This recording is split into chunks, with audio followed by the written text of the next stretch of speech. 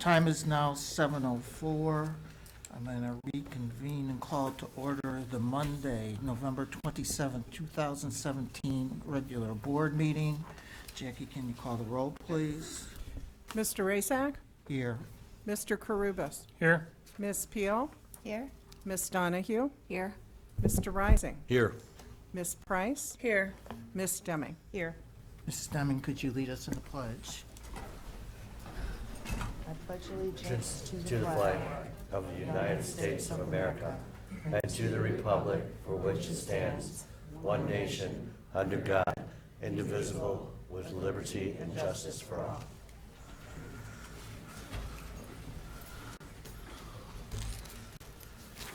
We have several board salutes. Ms. Deming, I'm going to begin with you, please. Okay.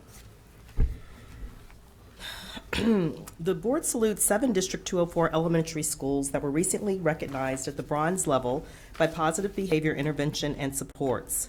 These schools are being recognized for their dedication to providing effective supports for all students to achieve social, emotional, and academic success. The elementary schools being recognized include Brookdale, Peterson, Longwood, McCarty, Gombert, Bilta, and White Eagle. Congratulations to all these on an outstanding achievement. Congratulations to Scullin Middle School health teacher Scott Todnam, who was recently named Teacher of the Year by the Illinois Association for Health, Physical Education, Recreation, and Dance. This award recognizes outstanding physical education teachers as well as in adapted, dance, health, and leisure education. These individuals have shown their great ability to motivate today's youth to participate in a lifetime of physical activity. Congratulations, Scott. Congratulations to 5 District 204 students who were recently appointed to the City of Aurora's Youth Council. An official board of the city, the Aurora Youth Council is comprised of students from Aurora high schools who will serve in an advisory capacity to Mayor Richard Irwin and city leadership on issues related to Aurora's youth population. District 204 students are from Metea Valley, including junior, and I apologize if I butcher these names, Joe Shmoo Balmuri, and seniors Alexa Jordan, Shushank Vigay, and Amonk Raula. And from Waubonsie Valley, junior Ellen Sweeney. Congratulations to each of these students. And congratulations to Waubonsie Valley graduate Ryan McDonough, who recently won a gold medal in singles, a silver medal in doubles, and a sportsmanship award at the Special Olympics North America National Tennis Championship in Hilton Head, South Carolina. Ryan participates in the District 204 STEPS program while also taking classes at College of DuPage and working. He hopes to land a return bid to the Experience Tennis Invitational in Virginia in January. The tournament is open only to the top Special Olympics players in the country. Last year, he was among a select group of only 32 invited. Congratulations, Ryan. Mr. Karubas? The board salutes Joan Mills, art teacher at Fry Elementary, who was recently honored with the Illinois Art Education Association's Distinguished Member Award. Joan's involvement in IAEA is extensive. She has received numerous awards for her contribution to art education. Congratulations, Joan. The board salutes Neuqua Valley's Emily Binder, who was recently named a school band and orchestra director who makes a difference. Every year, School Band and Orchestra magazine selects 1 teacher per state for this honor.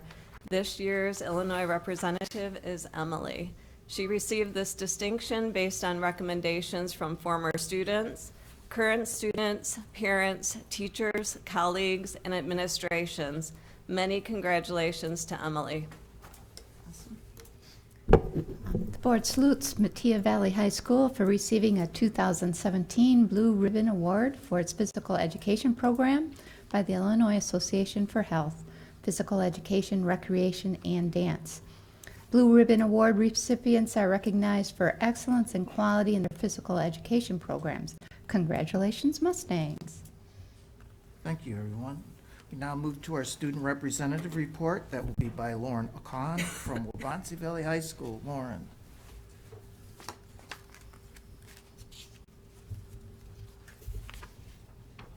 Everyone showed up for you, Lauren. To start with some of our upcoming events, Waubonsee is hosting our annual Prism concert this Friday and Saturday, showcasing our music programs and celebrating the winter season. We are expecting another packed house as we celebrate the holiday season. We will also be concluding our 8th annual Career Fair and Career Connections. Before the Thanksgiving break, close to 60 vendors came to our field house to offer their insights on careers to our students. This programming concludes with panel presentations next week for all freshman students. This is a great way to help our freshmen see possible career connections as they progress through Waubonsee. Waubonsee will also be using the next 3 weeks in preparation of wrapping up first semester and preparing for winter finals on December 20th to the 22nd. Along with this, our freshmen will be concluding their advisory experience with tips and information on how to make the most of their first finals experience. In terms of athletics, this year we recently sent 8 girls to the state meet for swimming. The girls volleyball team were IHSA regional champions.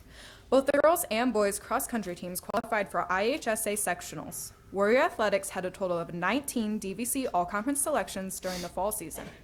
Waubonsee girls basketball has an upcoming game against Lake Park this Thursday, November 30th, and Waubonsee boys basketball is playing Lake Park on Friday. Also, Waubonsee Dance recently performed in the Fox Valley Dance Showcase. To close on some Warrior accomplishments, over the Thanksgiving break, one of Waubonsee students marched in the Macy's Thanksgiving Day Parade. Waubonsee also had 7 music students selected to participate in the ILMEA District 9 Jazz Festival this past weekend. Thank you. Thank you.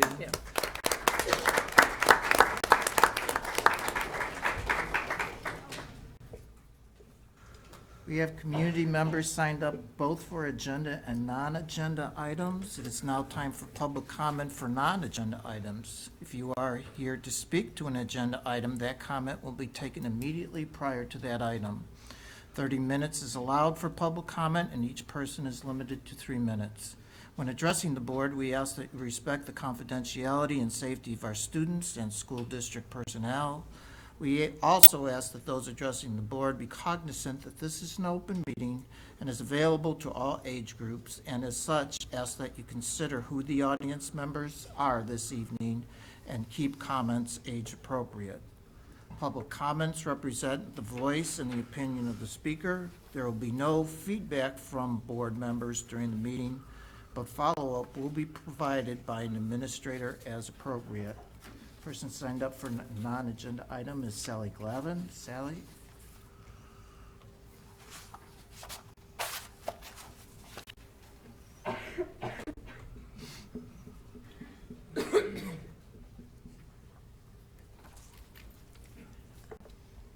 Ready? Okay. I remain consistently disappointed in the district's overall lack of responsiveness to classroom overcrowding throughout the district. This is a theme that is apparent at every level and at almost every school. It is one thing if a school is overcrowded as a whole, such as a Peterson. However, when a school such as Kendall has a low overall student population and even has empty classrooms, how can it possibly be justified to have class sizes of 31 for a 3rd grade? Likewise, how is it that Fry Elementary School was able to schedule 4 fourth grades with a total of 94 students, yet White Eagle Elementary has to shove the same student population of 94 4th graders into 3 sections? The end result is that Fry's average 4th grade class is 23, while White Eagle's is over 31. Is it any wonder that Fry is a higher performing school than White Eagle or other schools if they are given additional staffing for their students? These are just a couple of examples of large class sizes and inequity among schools. As we will hear later, the administration will propose moving some kids around schools to even out populations. But really, what is the point if the kids will be going from one class size of 31 to another class size of 31? All they will get for their inconvenience will be a longer bus ride, and that hardly seems to be in anyone's best interest. Who in this room really believes that one teacher with 31 students is able to be as effective as one with 23? I don't, and neither do the teachers, and if you were really honest, neither do you. It is hard to believe that the district cannot afford to lower class sizes by hiring additional teaching staff when there is money to fund a STEM school in Aurora that has only 25% enrollment of 204 students, There is money to purchase and maintain Chromebooks for almost all 204 students. There is money to expand class offerings. There is money to pay consultants for studies and to conduct surveys. You get the point. I'm not going to argue the value of any of these uses of taxpayer dollars, except for the STEM school, which I contend is a complete and total waste of 204 funds. But I absolutely question the judgment of prioritizing any of these above the very real need of lowering class sizes across the district. A couple of meetings ago, there was a presentation on student mental health. It was noted that often the first adult who may notice troubling changes in a student will be his or her teacher.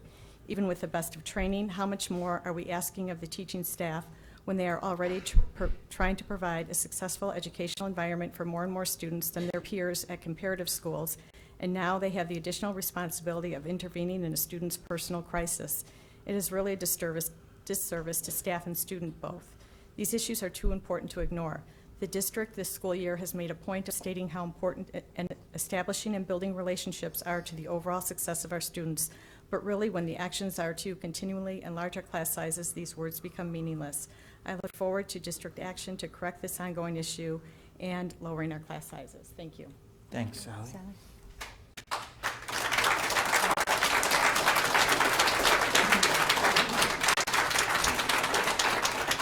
Now time for our consent agenda and superintendent report. Begin with Dr. Sullivan. Okay, I'm going to start. The weekend before Thanksgiving was the annual III conference where school board members, school business officials, and school superintendents gather for professional development. And I'm pleased that every one of our board members attended this important professional development opportunity. At the same time, the Illinois School Board Association holds its delegate assembly at the conference, and I'm pleased to share that the resolution on polling places in schools, which emanated from this very board, passed successfully. So a specific thanks to Kathy Peel, who brought the idea of suggesting an IASB resolution initially 2 years ago, and then to Justin Karubas, who tweaked the concept this year in order to better ensure its passage, and to Mark Rising, who successfully argued our case at the delegate assembly. So congratulations to all of you. Well done. The second Engage 204 session will be held next week on Thursday, December 7th, with the topic of our changing enrollment. The meeting will be held again at Still Middle School from 7 to 9 p.m. And we had a great first session and hope that even during this busy time of the year that people will find time to come to participate in these very important meetings.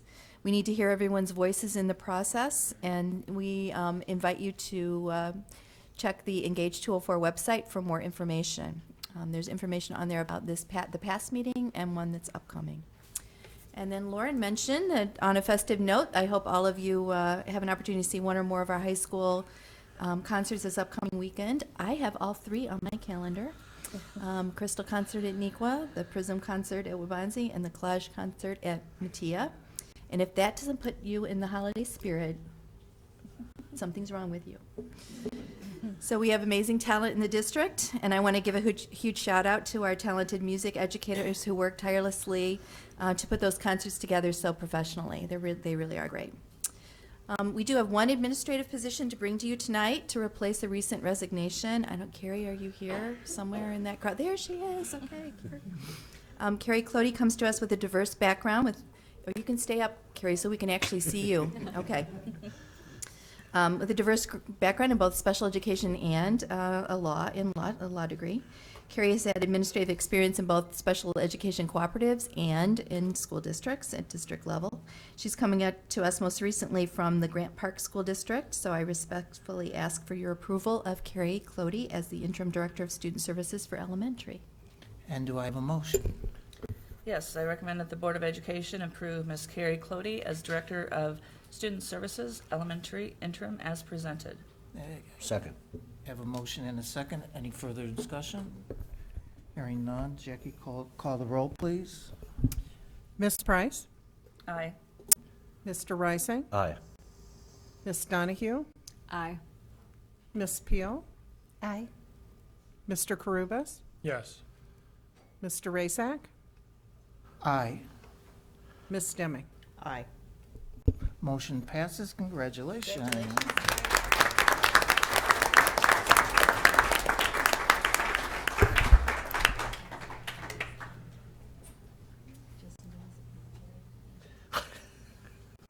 That happened. let that happen. It's a good tradition.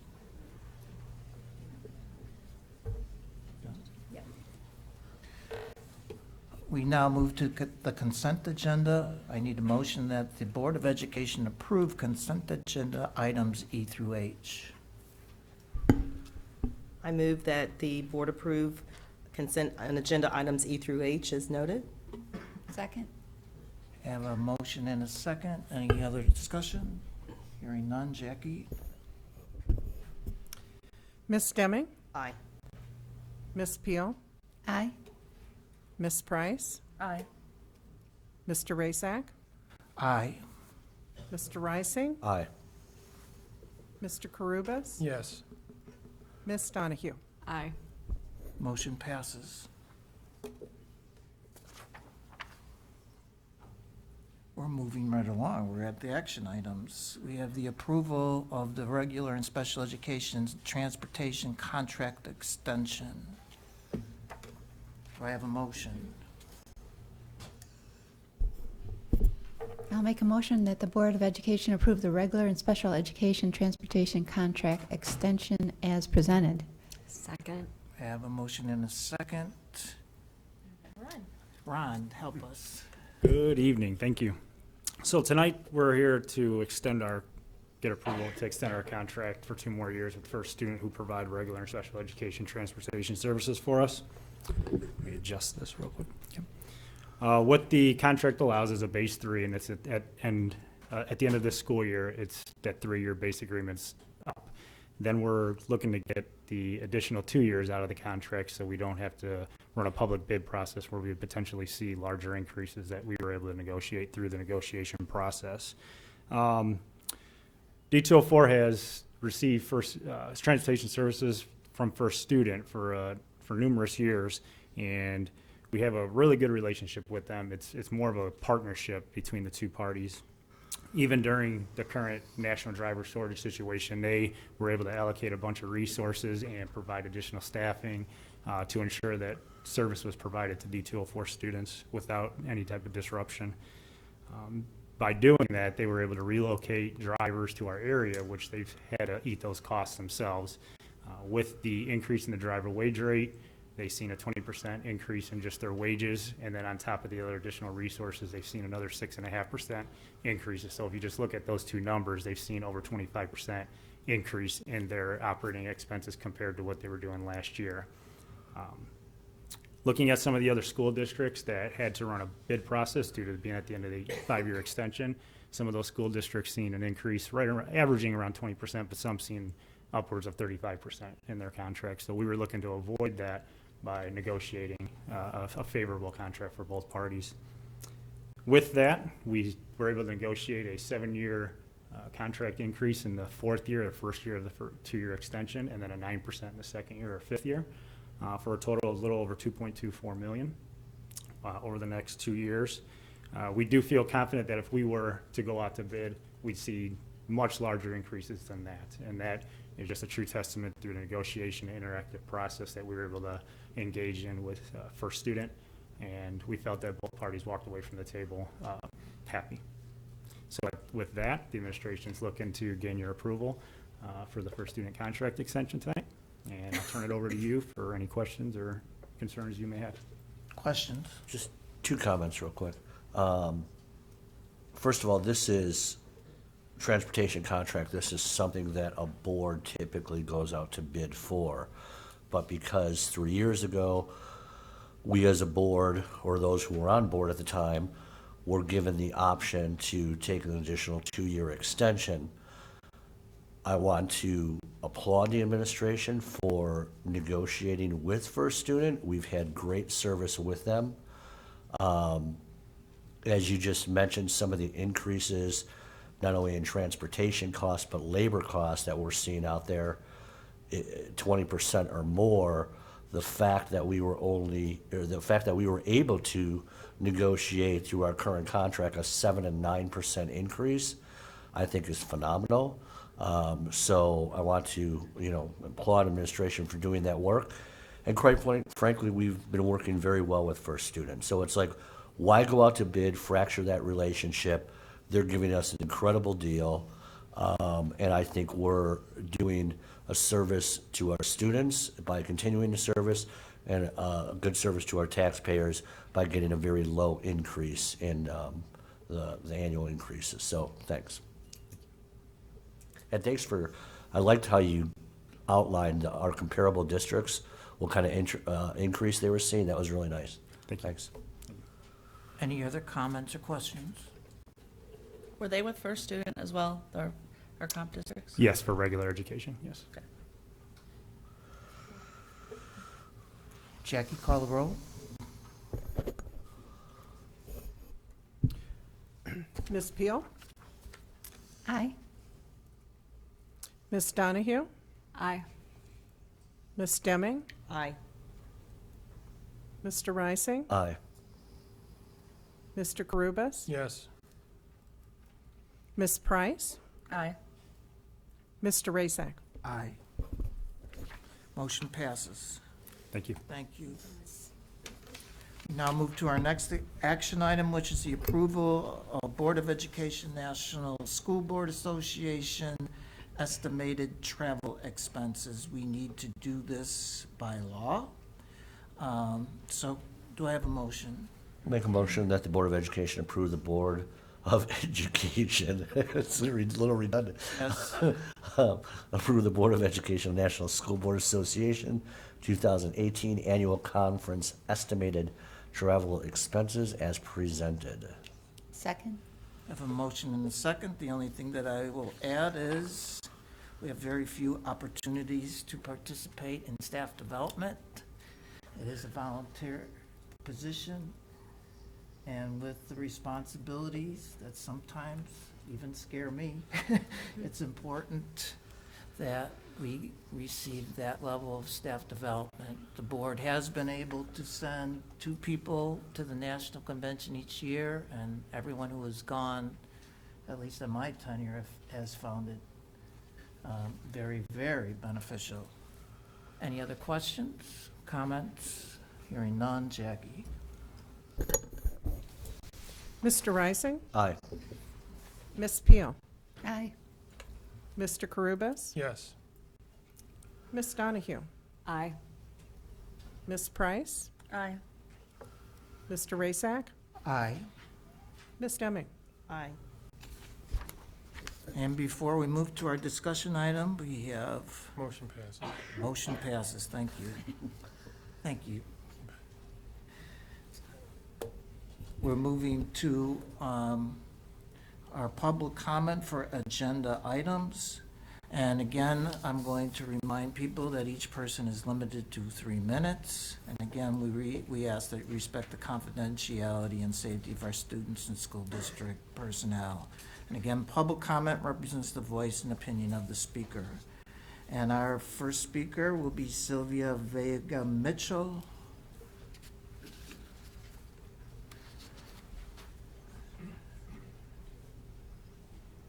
Hi, Sylvia. I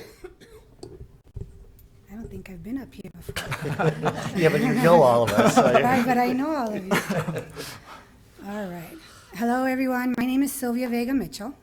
Many of you may know me as I try to be an active parent and community member at all 3 schools, even though I only have 2 students. I put my hand into everything community. I am a work-at-home mom, and I have lived in this community for 16 years. I'm the president of our Townhome Association for the last 6 years and counting, and the property value has just started to slowly fluctuate, slowly. My oldest is 13 and at Hill, and my youngest is at an 8-year-old at Brookdale. When my 8-year-old started kindergarten, the staff and I learned quickly that he had separation anxiety and social emotional difficulties to being in school. We have dedicated, and when I say we, I mean our family, the staff at Brookdale Elementary, and many of the community have worked every day to help him adjust. Great progress has happened, but it's a process indeed. I always tell people that our family met our closest neighborhood friends in kindergarten. We have known our friends since kindergarten, Brookdale kindergarten, that is. And here they are, Here they are. It's ironic because I was one of the veterans trying to welcome the families that came from Longwood a few years ago to Brookdale. I felt their pain and I felt how strange it was for them and for the students especially, and I witnessed their endless tears. I exercised my bilingual skills to welcome them in the native language I know to show support and comfort them. If this passes, I will be on the receiving end of it. I have been a carpooler for 3.5 years with 6 students plus my own, the max my ride can carry from Brookdale alone. It reduces the traffic and it increases safety and emphasizes on the sense of community for my students in carpool number 2. Bridgewater and Riverbrook are directly across the same small street of Tudor, and they're directly across from each other. And it's an evident display of the divide that this community will experience through this proposal that's been offered. Not to mention the busing drama it can cause if one child gets on the wrong bus. Think about the traffic drama as buses come up and down that street for Matea students, Hill students, and now, if passing, Brookdale students on this small street called Tudor. Who will purchase townhomes if they have children, if they have to go across the biggest surrounding streets to get to school instead of within the community streets? Please find another way, because I do agree that the crowding is difficult. Seek out another solution or look at plans B and C. You all know that I'll help in any way that I can. Thank you. Thank you.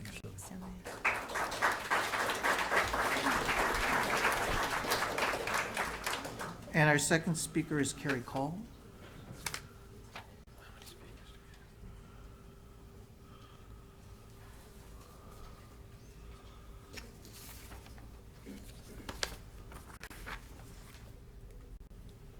Good evening. My name is Carrie Cole.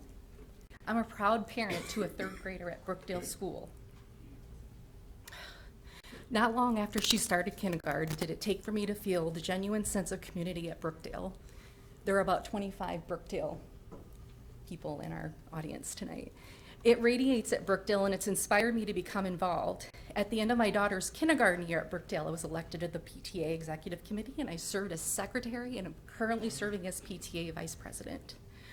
In the 3.5 years we've been at Brookdale, I've served as a Girl Scout leader and as a Naperville Park District volunteer soccer coach for a Brookdale team. Obviously, my daughter and I have become very immersed in our community. It very soon became clear that I needed to assure that we remained within our Brookdale family through her elementary, middle school, and high school years. When my daughter started 2nd grade, I went from renting a home in Brookdale to buying a home in Brookdale. I bought a neighborhood home in a neighborhood school community, walking distance from the school. As a single, full-time working mom, I'm proud to say that I could do this for my daughter to provide her a consistent school experience from start to finish. I am sad and angry that not only a year after buying a home, my daughter may now have to attend a different school. It was of no surprise of the impending change and the reasons why. However, it was a surprise to see how a scalpel was taken to Brookdale in this evening's proposed boundary changes, especially when separating the community we live within. How can the district justify busing out 2 neighborhoods that are walking distance from our school while we are concurrently busing in students? What is the financial impact on our property values when busing kids to a school 2.5 miles away when there's a school within walking distance? Brookdale parents would like to have an opportunity to meet with someone at the district regarding more specific information on how these areas in Brookdale were selected for the adjustment. While I understand that boundary adjustments are necessary, it seems that Brookdale is often targeted. Is there a better, more proactive way to approach boundary changes rather than doing it piecemeal every few years? Thank you. Thank you.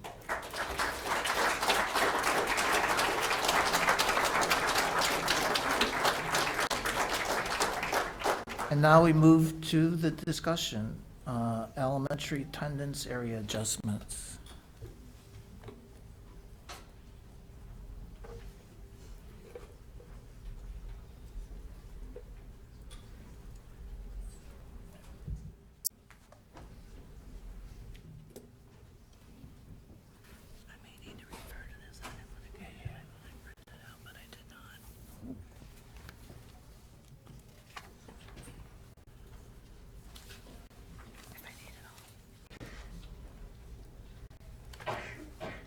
Good evening, board members. Tonight, we're going to take you through some adjustments to our attendance areas at the elementary level.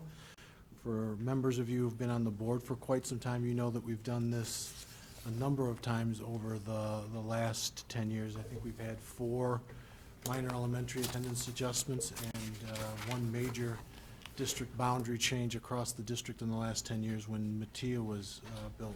So this is, again, one of those opportunities we're trying to take to balance the school size and the capacity of buildings across the district.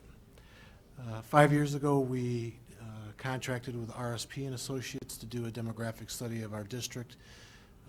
They were incredibly accurate, and we saw between 0.5% and 2% variance depending upon the year that they were looking at. So we again contracted with them with the board's approval to look at our school capacities and what the next 5 years will bring for us. And what their demographic study, which was recently released to the district and the Board of Education, states is that we're going to look at losing again 500 students over the next 5 years at the elementary level.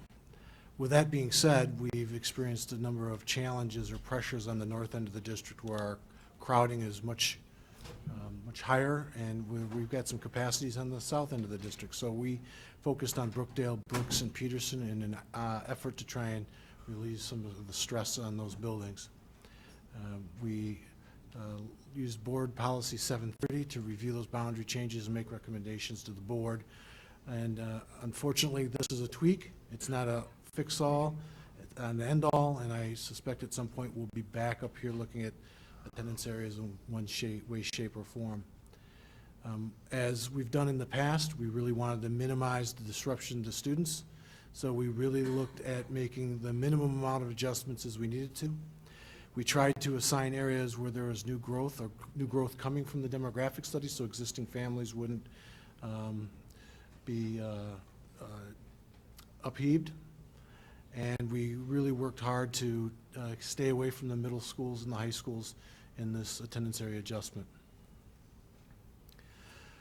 So as I stated, it's Brooks, Brookdale, and Peterson that are receiving some of the adjustments or our adjustments that we're making recommendations on.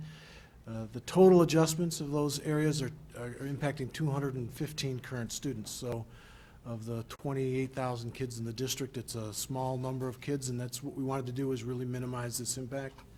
And as I stated before, we're looking at and those adjustments as we made those changes to address new construction that's coming up in those areas, so that families that are moving in will be going to new schools as well.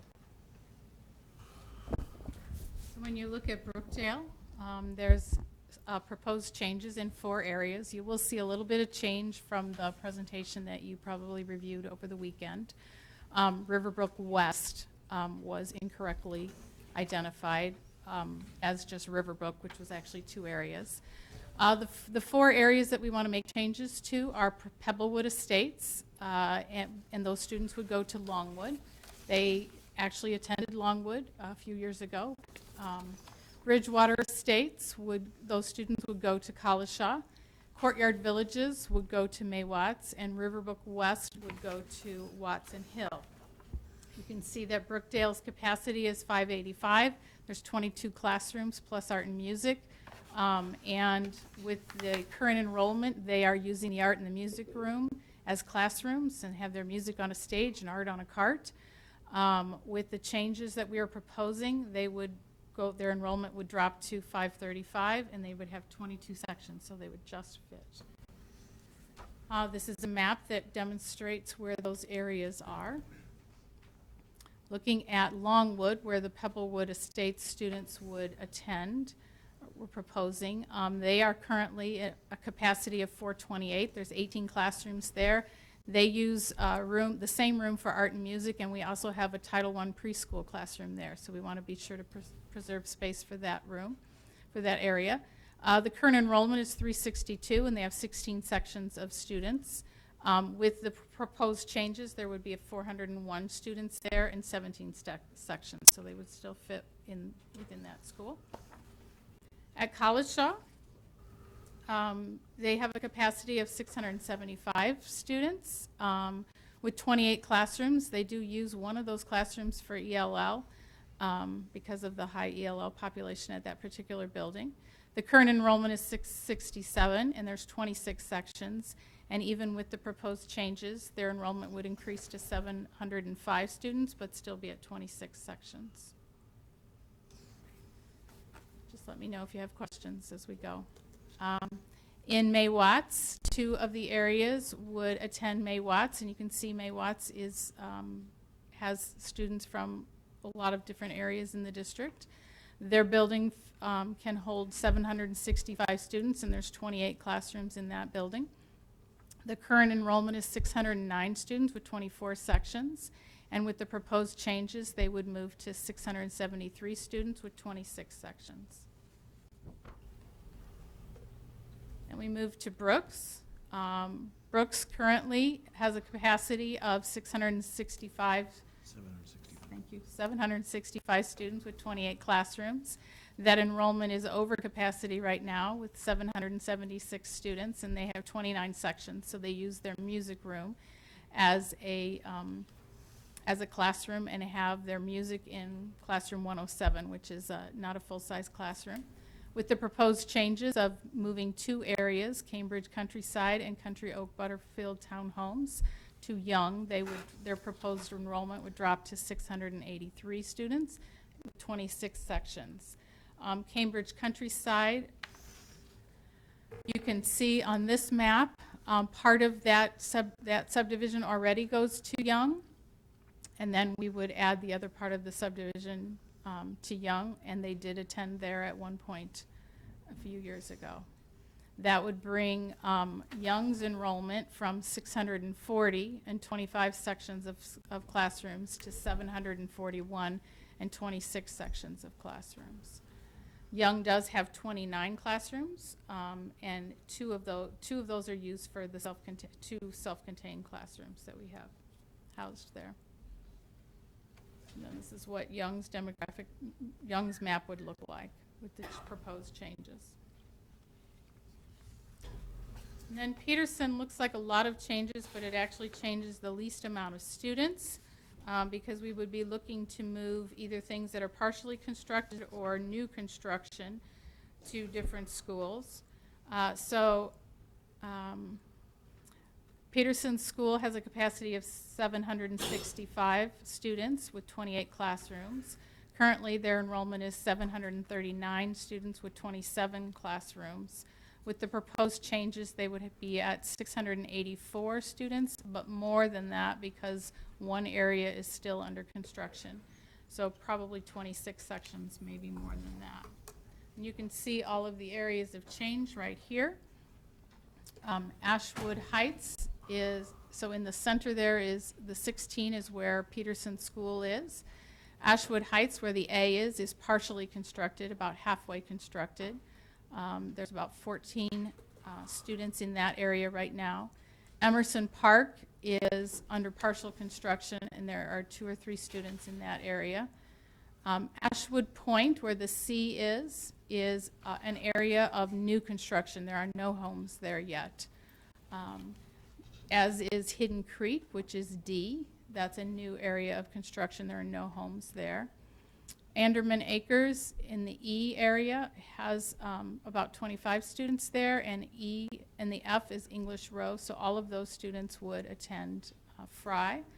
And then there are 2 areas, G and H, that are new construction down at the bottom, kind of across the street from Crone, and those 2 areas we would propose move to Kendall. So this is what Fry would look like with new areas. Fry is one of our larger elementary schools with 855 students capacity. There's 36 classrooms there. Currently, there is only 562 students and 23 sections being used. We do also have 2 self-contained classrooms housed there as well. With the proposed changes, their enrollment would increase to 737 students and 23 more sections. I can't quite guess that because I don't know what grade level the students in the new construction would come in at. But there would be plenty of room there. And then two of the areas, Enclave at Ashwood and the Ponds at Ashwood, are two areas, new construction, that we would propose attend Kendall. Kendall has a capacity of 765 students with 28 classrooms. Currently, the enrollment is 350 students, and they're all using 13 sections. So given these increases, there would be 357 plus students, depending on how many students moved into Enclave and the Ponds, and 15 or more sections that we would be using. So we would be better utilizing Kendall. I feel like I'm going fast. Any questions? Why don't you keep on going? I'm sure Okay. there will be questions at the Okay. end. Then the other area, while we were making adjustments, we wanted to look at the MI Homes 25 acres and propose that those students, the boundary line went through Collishaw and Gombert, but because we're sending some students to Collishaw, we would propose that all of those students, a projected 19 students, would attend Gombert. There's 585 students there, or capacity, with 23 classrooms. The current enrollment is 424 students, and they use 18 sections. With the proposed new students from MI Homes, if they were to be there next school year, would be 422 and 18 sections. So the next steps would be to seek the board approval on December 11th. We would be notifying families within the attendance area adjustments so that families could talk with students and could make plans. We have always allowed students who are entering 5th grade to have an attendance exemption to remain at the school that they're at this year in their 4th grade year, provided that parents can provide transportation. And when we've done this in the past, unfortunately, we're getting very good at welcoming students.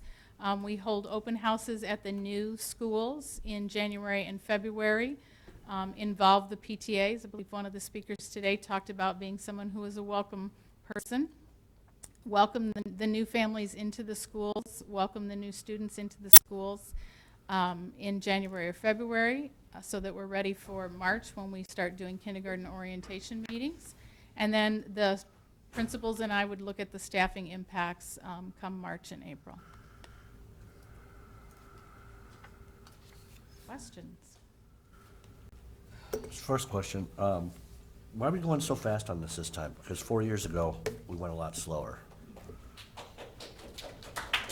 Just the first Excuse me, it's really important that we have decorum here, so let the questions please go through. We don't really need the applause. And actually, now. let me rephrase that, instead of asking it the way in which I did.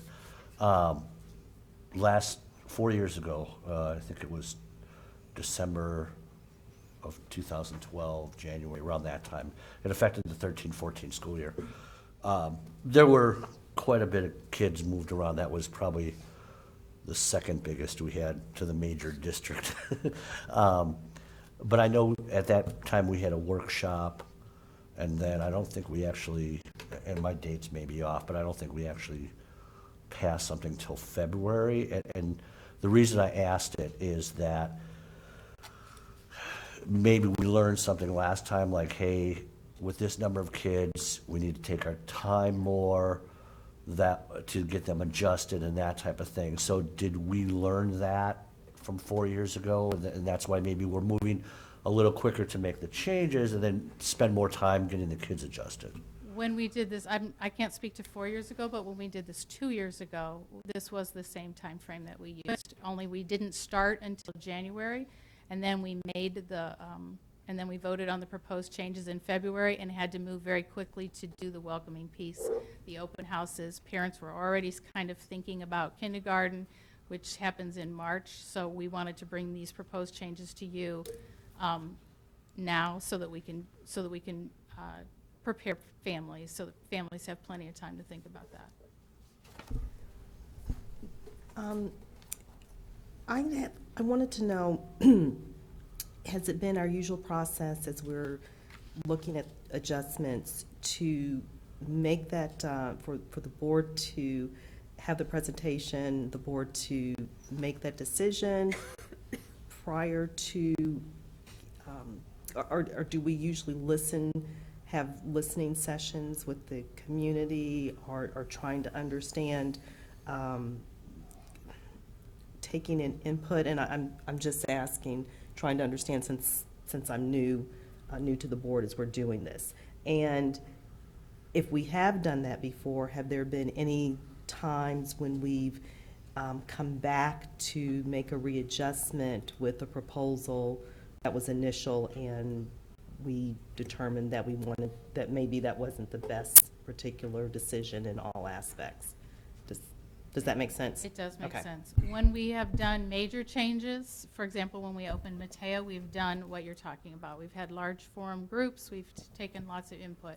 Yeah, I was When part of we've that. done these smaller tweaks, we have allowed time in between to get input from the families and the community, and tried to get some of that ahead of time. Dr. Sullivan has been talking to PTAs, and principals have been talking to PTAs prior to that, but not doing large forums with these smaller changes. And I had one other question, specifically Peterson. I'm looking, and there's a proposal. The English Rose community is right where Peterson is, and that looks to be a suggestion to move that to another elementary school. I'm just trying to understand, when we have a school that's almost contiguous to a particular community. So English Rose is F on this particular map, so it's not, I don't think that's the one you're referring to. I think you're probably referring to Ashwood Heights, the A, which is closer to Peterson. And the reason that those two neighborhoods, A and C, which is Ashwood Point, are proposed changes, even though they are very close to Peterson, is because they are new or partial construction. So as we're trying to minimize on how many students we move, C, Ashwood Point doesn't have any students now. So unfortunately, that's how we've gotten all Okay. these little bits and pieces on our map. And you're right, I was mistaken on English Rose. I know where it is now. Okay. Okay. So, what happened where we moved students out and now we're moving them back or whatever? What changed in our outlook, or what caused that to happen? I'm not a demographer, but I believe that Rob had indicated as part of the demographics study that some of our units are not maintaining the same, so our rental units or our townhomes are not maintaining the same family stability within them, and so the numbers are changing. So we do have apartment complexes in particular who at one point were very, very small and are now have a large number of students. So it's just the population has fluctuated in those particular areas. So overall, demography-wise, we're where we anticipated. It's just in the individual areas where the changes aren't necessarily what we anticipated. Right. What's the prognosis for stability with that group that goes back and forth? Do not know that I can answer that. Is there, well, we're engaging our community to assist us in decision-making, and I hope to hear from them. But for me, again, I wouldn't look forward to gigantic boundary changes across the board. But when do we get to a point of having some level of stability? In the back of my head, a long time ago, and reinforced by Mr. Karubis, who pointed out that even in our policy, we theoretically have a neighborhood school concept, that we get our kids as close as we can to their home school, understanding that our district is not perfectly configured. We have forest preserves and, commercial things that kind of make our district quite odd. But again, I'm really hoping to hear the community, because as one member, and that's just me speaking, I'm not speaking for the board, I'm really seeking stability as much as I can. I guess that's a comment. As I'd just like to say, being from the Owen attendance area, I know, my kids aren't this old, but there were students in that Owen attendance area that attended, I believe it was White Eagle, then McCarty, and then Owen when it opened. Some of those children experienced 3 moves. Some of those same children experienced 2 moves at the high school level when they went from Waubonsee to Metea. And currently, where my neighborhood is at, there's probably 6 to 8 schools that are closer in proximity. I drive by one of them every day on the way to work, where we could be going. So I understand it's not going to be perfect. And I think, with a district of 28,000, back in the days of the growth where we were moving, again, the Owen children through 3 different schools, now we're experiencing kind of the opposite, where people are maybe staying where they're at. We're not experiencing a lot of that move in, move out situation. We've got different growth in certain areas. And I think, we're going to have to keep an open mind. We're going to have to be flexible about this. Where we can make tweaks, we can certainly look at these. But I know the demographic study has been very, very accurate. And so with some of these changes, the administration is working with these schools. And I guess I want to, come on December 11th, I would like to know more, about how you came up with these, because, on paper it makes sense. And in fact, there's some areas where I'm like, we could put even more students in a school. But again, does that make sense to have somebody come all the way from, Brooks just to send them to Kendall or something like that? That makes absolutely no sense. So it's not perfect. But, we do need to relieve some overcrowding. So I'm just going to kind of mull this over a little bit more over the next couple of weeks. Probably will send you some questions as well. But I like where we are trying to eliminate, or alleviate, I should say, some of the overcrowding. But I know that these communities are very sensitive to that fact of being disrupted and displaced, so to speak. But other communities have done this and are still doing it to some degree. So I think that's just a part of what we get when we move here to this district. I don't know if that's not the best situation, but we're trying to make the best of what we're given here, so. Mrs. Price, Mr. Razak, you both made great points that I'd like to comment on. Sure. The first, Mrs. Price, is that when we were in the growth years, in the year we opened 7 schools, a good percentage, and I'd venture to say close to half of our families at some point in time during those growth years experienced changes in their attendance, either at middle school, elementary, or high school. So we were in a real growth period, and we had to find ways to serve the students and the families and move them frequently.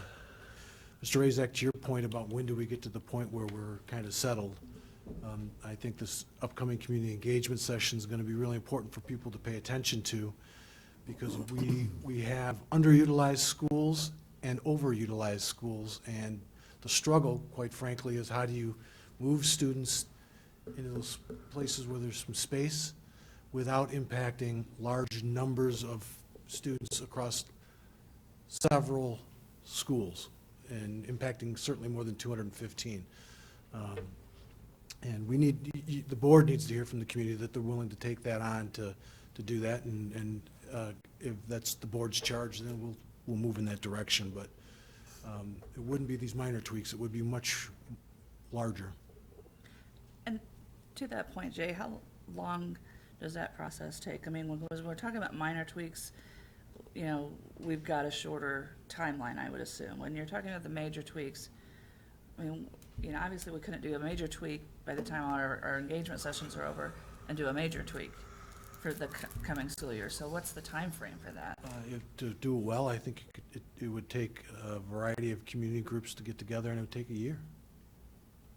So, to follow up what you said, Jay, and Mike and Lori, for the most part, I haven't been shy about boundary stuff. And as far as I want us to just do it across the district, because I'm tired of this piecemealing. You know, 4 years ago, it's kind of funny, I was looking at all this, and I pulled up the PowerPoint from 4 years ago, and the one from 2 years ago, and we moved kids into Brookdale and Brooks, and now we're moving kids out of Brookdale and Brooks.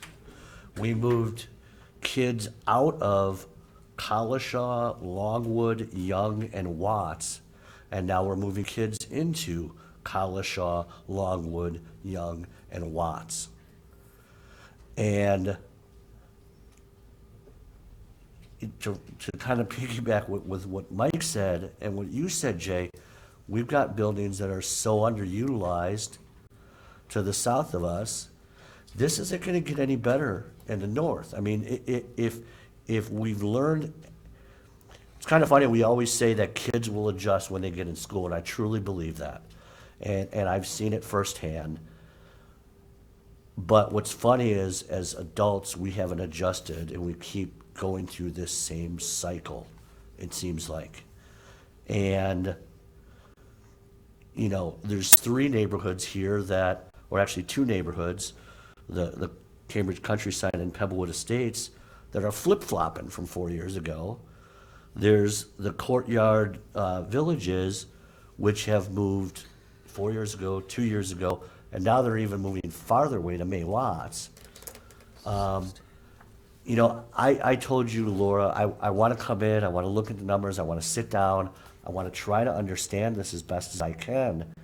But 2 years ago, I voted no because I'm tired of splitting neighborhoods, moving kids around.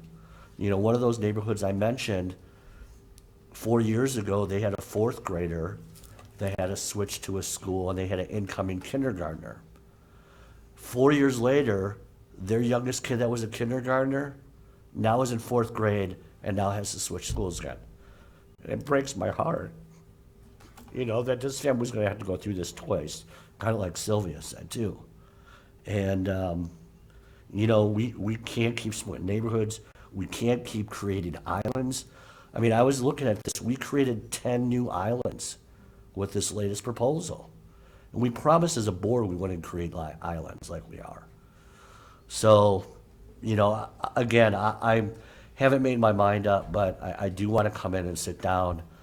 But I feel like we keep going through the same cycle. Okay, this side of the I had a dais question. here has been quiet, so.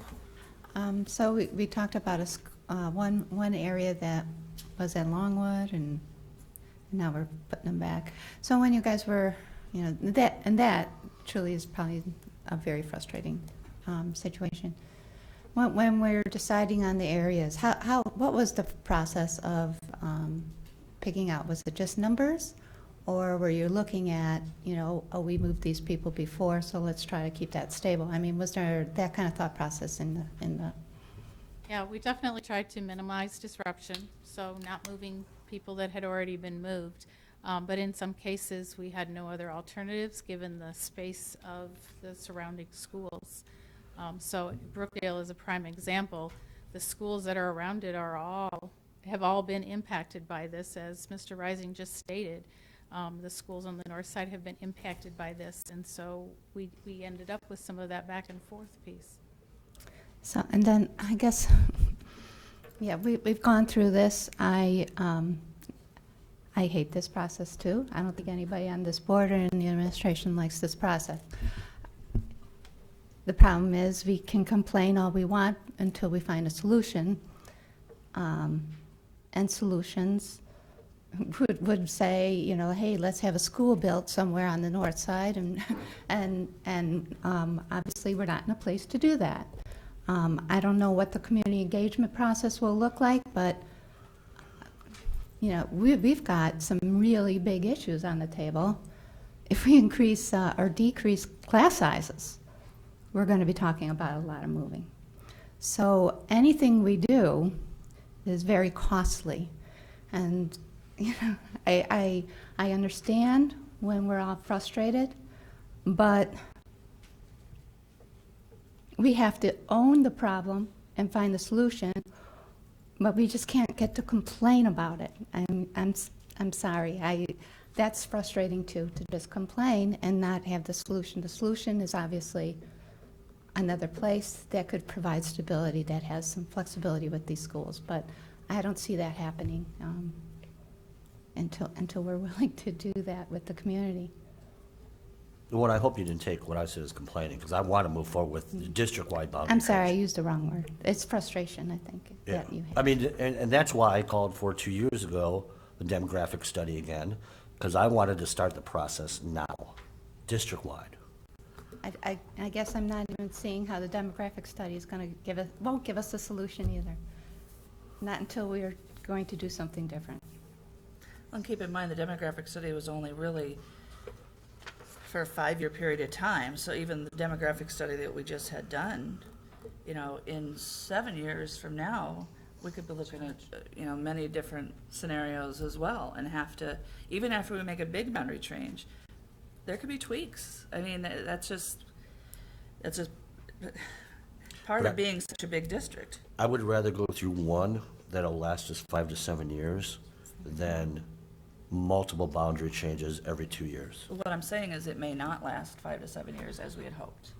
I mean, just think we built Mattia and we were already tweaking there, you know, even after we built another high school. So we already made, now it didn't affect the high schools necessarily, but we were already making tweaks after we made a big boundary change for the entire district. So it happens. Mrs. Donahue, Mr. Karubas, any comments? Well, I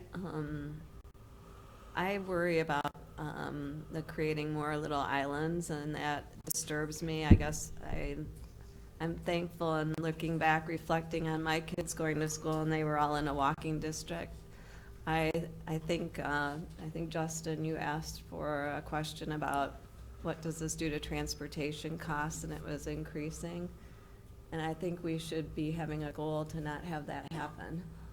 That we should be trying to get more kids closer to their schools, and I'm not sure how to accomplish that, though. I mean, it seems like you need a very complicated computer program to put in all the different pieces of data and run configurations, but also minimize disruption. So it's, you know, I don't have the answer. I'm just looking at this thinking that, you know, we're creating more little pockets, and we should be trying to create less, and we should be getting kids closer to their school. I guess the one thing to think about is even though we have the pockets, people are happy in their pocket. So they're in certain spots. So even when if we were to do a big boundary shift, we would still be, oh, but look, in order to make you all fit around this one little spot, we would still have to be making changes. So because as we've grown, we've added new construction and put it into where we had space. And so there's the one side of things where you could just draw a beautiful map and have it multicolored and it would look perfect. And then there's the other side of the emotional side of where families feel attached to their schools. And, you know, we tell our schools to build relationships with their families, and by gosh, they did. And so asking them to now leave their schools is hard, very hard. And that's what we're going to be faced with, and that's what I hope I get some indication from the community, that they're willing to make that, and I'm going to say sacrifice, for the greater good of the district for a longer period of time. And if not, as Kathy said, it lies with us. and we're going to have to make those decisions, and we can't get to the point of continually being frustrated and creating islands. It's difficult. Mr. Karubas? The choice of inaction is over and under capacity. So that's, when you look at the system-wide aspect, we have over and underutilization across the district. I can appreciate on an individual level the impacts that it has. I often tell the story that I started first grade at Wheatland with 2 teachers, in 2 classes, in 1 classroom. We completed the first semester, and then the other class moved to Clow. So we finished the rest of the year at Clow. That's how over capacity we were. We learned, we had a great time. From a student perspective, it was fun. I'm sure my parents were pulling their hair out. But, that's what we had to deal with. So right now, as a system, we have an over and under capacity problem. We've added enough Band-Aids to the attendance area that it looks like a mummy. And we need to get in there and make some major adjustments, because even these tweaks aren't really addressing the overall overcapacity, undercapacity in the district. We're just shining it up a little bit, but it's not moving people from the north to the south. And the question for the community is, do you want overcapacity and stay where you are? Because the undercapacity people are probably not going to complain. The overcapacity people are missing out on some of the art classes, some of the music rooms that are separate. But is it enough to say we want to stay with what we've got? Look at the crowd we have here, and we're only impacting less than 1% of our student population. If we try to do it in district-wide endeavor, we're going to need a bigger boat. So, at the end of the day, I support these changes, but we've got to think bigger, because these, we're not moving enough people to solve the capacity issue. That's it. Go ahead. Laura, can you just clarify, though, why, especially related to Brookdale, we do not have enough space for the students we anticipate for next year at that school, correct? Correct. So one of the reasons that we're talking about and it's a Band-Aid, is because we really don't have enough rooms for our students. Correct. We probably could, for Brooks, let them continue to use art and music for another couple of years, and that's been done before. But at Brookdale and at Peterson, we will not have enough space for students. We would have to make classrooms in the library. Those are, that 585, that's, I was just looking at the Peterson number. I know Brookdale's 585. What is Peterson at? 765? Capacity, 765. Okay, so they're both at 90% capacity, according to the number, or the capacity list that's been floating around for 10 years. Okay. Mike, I just wanted to make one quick comment regarding, you mentioned families being willing to sacrifice for the larger good of the district, and actually the sacrifice, ultimately benefits them as well, as we have to make difficult decisions. To Justin's point, and as mentioned, being able to provide additional access to, whether it's art and music or whether it's an opportunity to have potentially, smaller classrooms, or it does, the difficult decisions that have to be made and what winds up, the decisions that we do make will ultimately wind up beneficial to those families as well, as difficult as it seems. And as many here on the board have, I've, personally, my children had to go through those difficult decisions as well in changing schools. So while difficult, they do ultimately adjust, and we do too. But I'd love to have more information as well, so that the family, community, and understanding how the decisions were made on the recommendations. I'd like further information on that as well. I have one more comment. You did a tremendous amount of work. Thanks for doing that. It's very difficult work. I'm sure you have maybe even thought about the next step. No matter what subdivision or group of children may be moved, in my mind, we do have overcrowding, and we need to address that. And students will probably be moving to new schools, but each student's an individual. And many students have individual needs. Some are special education students, some are ELL students, some students are gifted students, some students get reading improvement. And when they move, we have to relook at what our numbers are and what our staffing is in order to make sure that those kids continue to get the service that they get. So I'm certain you'll be looking at that. We absolutely will. The principals and I will look at what staffing changes need to happen. We'll also look at students with IEPs or ELL, or just students with needs. Similar to when a fifth graders move to 6th grade, we meet, elementary school meets with a middle school and talks about students and what students' needs are. We will have those conversations as well, so that the new school is prepared to support students in the best way possible. Thank you. Any final questions? I just had one other comment. You mentioned the pockets, pockets like their pockets. And I have heard from a few parents that, when all this talk about boundary changes, even though they were Matia parents, that even though Matia is heavily populated right now, and it's the furthest school that they travel to, that they want to, they've said, make sure we're there, make sure we stay there, make sure we stay there. And, so that's an example of those pockets that really have formed relationships with, even though, where I live, it is kind of an island.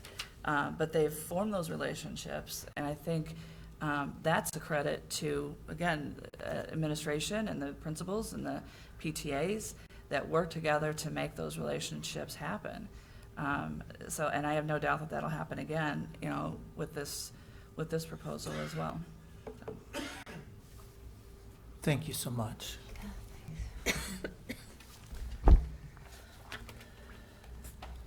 Mr. Chair, point of order, appeal for public comment following fact. We can't do that, can we?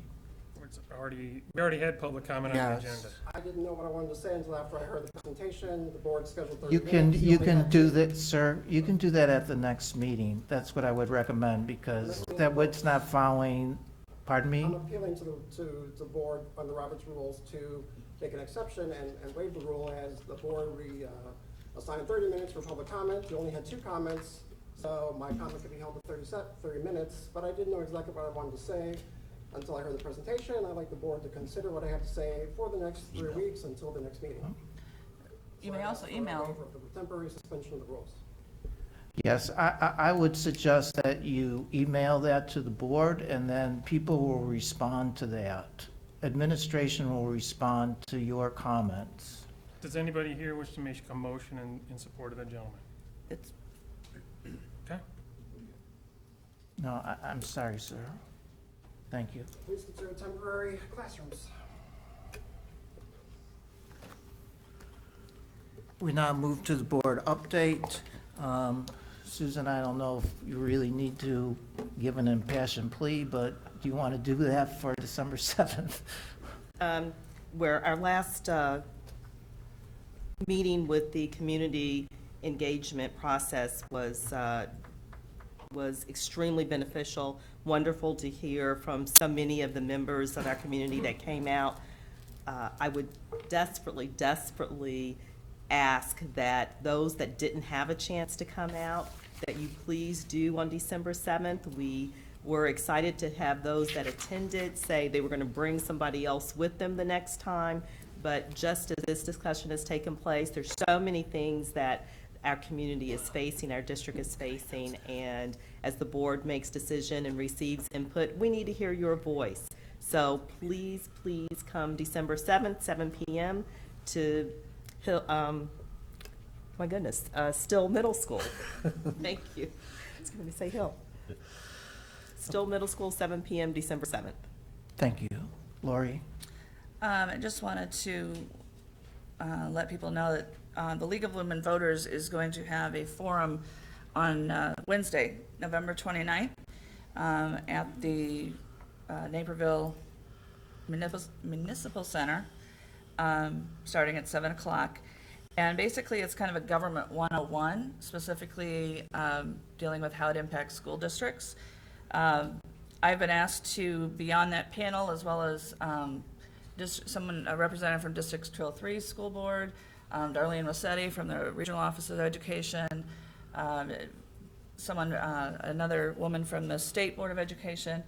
Basically, it's like, what the elected officials do and how it impacts the school district. What are our concerns as a board?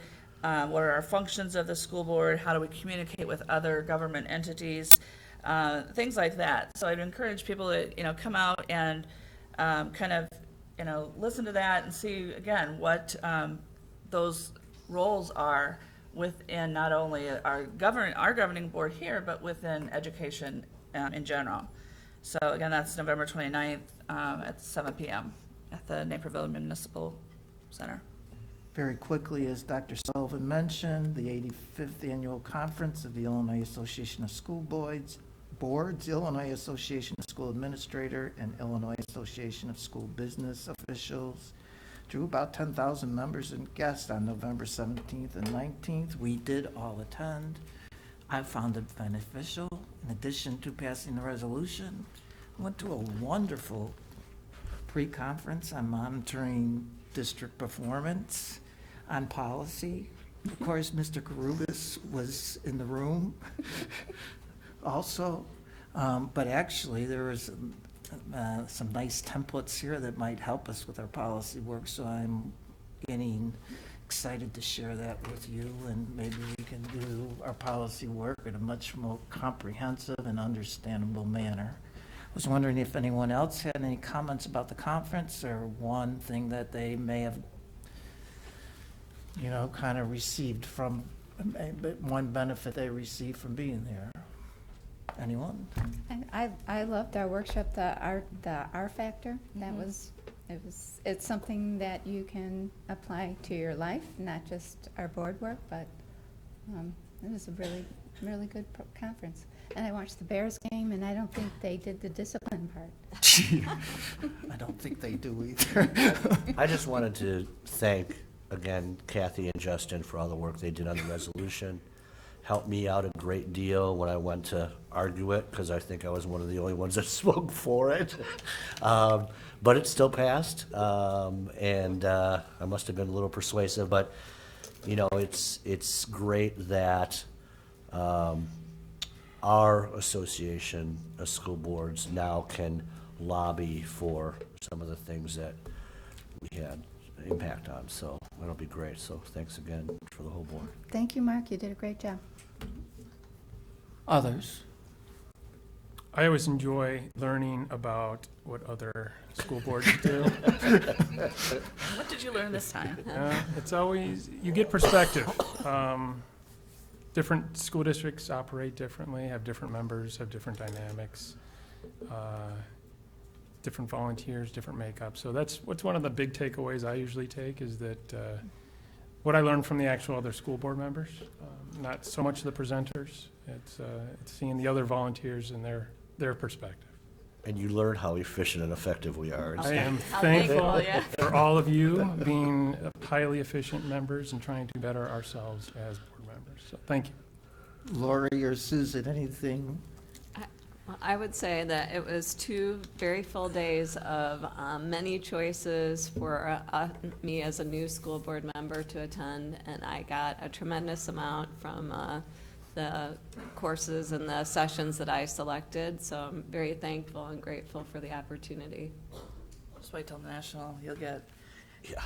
even more, because we're a big fish in a little pond for the state convention, but when you're at the national, you're going to be dealing with districts that are more like us in terms of size, budgets. It's a different, very different experience, Divide and conquer. and I think you'll be pleased that you attended. Susan? I would just echo what Lori had to say. It was extremely beneficial as a new board member to begin to understand and hear from different boards and different districts, and just trying to garner things that would be beneficial to bring back as I try to become the most effective board member I can. So thank you to our constituents for investing in us to gain as much knowledge as we can to represent them in the best way that we can. Thank you. Anything else for the greater good? Hearing none, do I have a motion to adjourn? Motion to adjourn.